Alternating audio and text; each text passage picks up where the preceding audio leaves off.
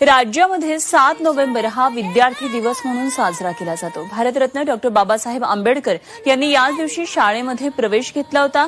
सातारा जिल्ह्यातल्या प्रतापसिंह हायस्कूल ही ती शाळा होती। शिक्षणाच्या जोरावर बाबासाहेब आंबेडकरांनी पुढे शिका, संघटित व्हा, संघर्ष करा असा नारा दिला। त्या शिक्षणाचं महत्त्व अधोरेखित करणं आणि शिक्षणाबद्दल जनजागृती करणं हा विद्यार्थी दिवस साजरा करण्यामागचा हेतू आहे।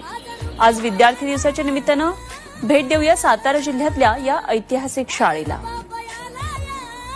7 नोव्हेंबर या वर्षीपासून सर्वत्र महाराष्ट्रामध्ये विद्यार्थी दिवस म्हणून साजरा केला जातोय। त्याचं नेमकं कारण आहे हे साताऱ्यातील प्रतापसिंह हायस्कूल। याचं कारण आहे की या शाळेमध्ये भिवा आंबेडकर हे जे 1914 रजिस्टर लिहिलेलं आहे आणि 14/4/1891 हे जे रजिस्टर जो विद्यार्थ्याचा आहे ते म्हणजेच डॉक्टर बाबासाहेब आंबेडकर। भारतरत्न डॉक्टर बाबासाहेब आंबेडकर यांनी 1900 साली या शाळेमध्ये ऍडमिशन घेतलं। 1904 या सालामध्ये ते हे शाळा सोडून गेले। 1ली ते 4थी या शाळेमध्ये शिकले आणि याचं हे ओरिजिनल दस्तावेज आहे, रजिस्टर आहे।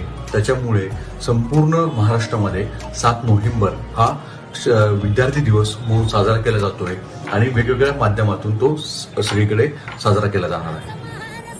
Sagar Kulkarni, Satara, Zee Media. Download ShareChat.